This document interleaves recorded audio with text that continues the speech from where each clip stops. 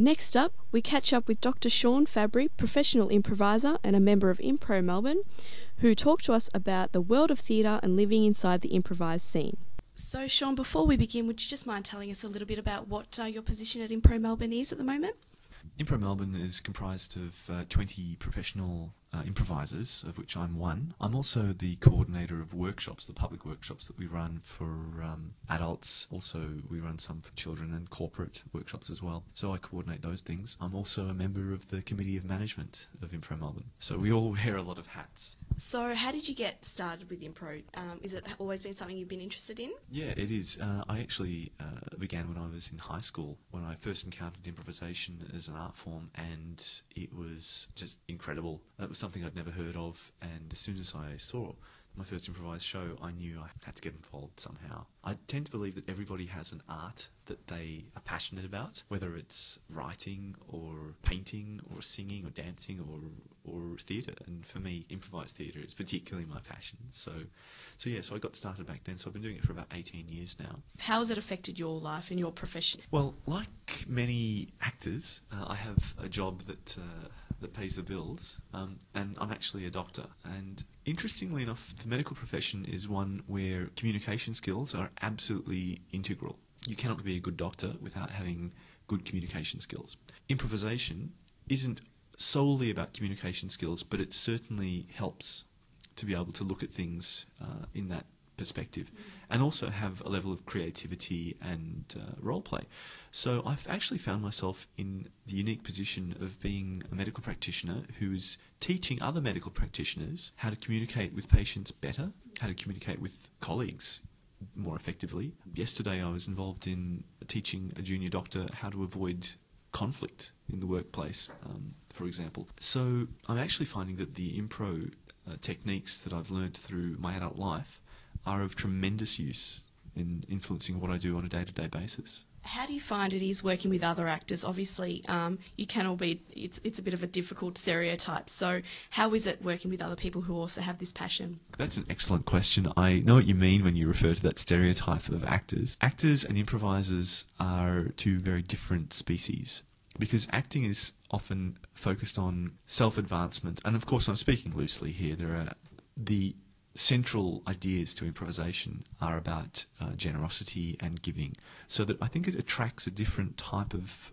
performer, and those performers who do go to improv get their instincts retrained so that they are very much focused on the group work, the group activity. That means that a group of improvisers already has that shared language and shared understanding that we're in this for the audience, not for self-aggrandizement.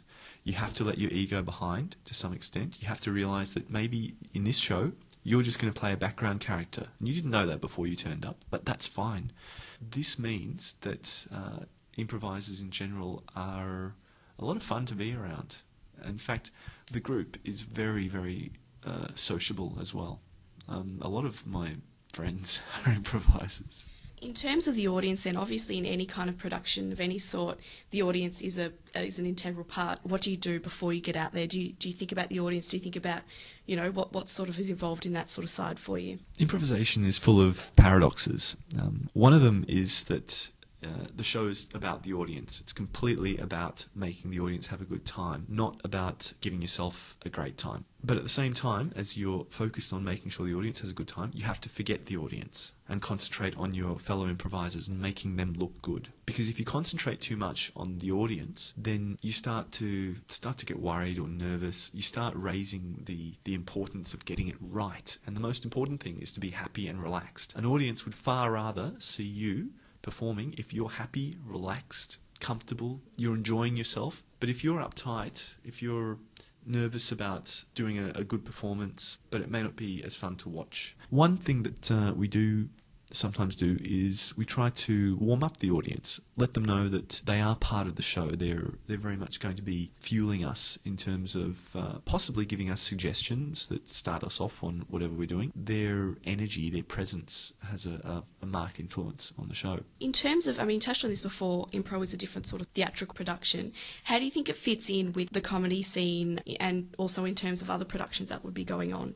I think there's an expectation amongst many people that improvisation is going to be funny, and 90% of the time that is true. It's a comedic art form because you've got people who don't know what they're about to be doing it in front of you, and that situation is ripe for comedy. But it doesn't have to be all about comedy.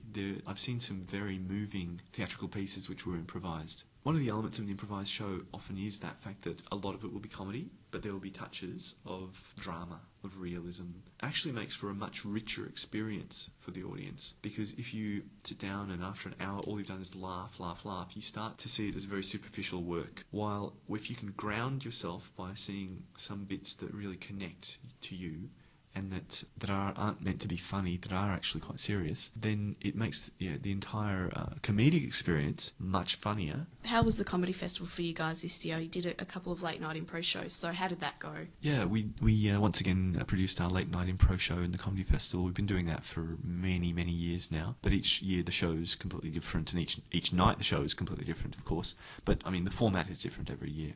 We run those on Friday and Saturday nights throughout the comedy festival at 11 p.m. In addition to that, we ran our regular celebrity theatre sports show, which tends to be a huge crowd-drawing event, and they all went very well. How do you pick people? Is it just somebody who has an acting background, or how do you think it works? We run public workshops, which happen 4 terms a year, in fact, and they run for 9 weeks each, and they're open to anyone who's 18 years or old or over. Then lastly, Sean, where do you see the future of Impro Melbourne being? Every year we've seen some major growth in the company.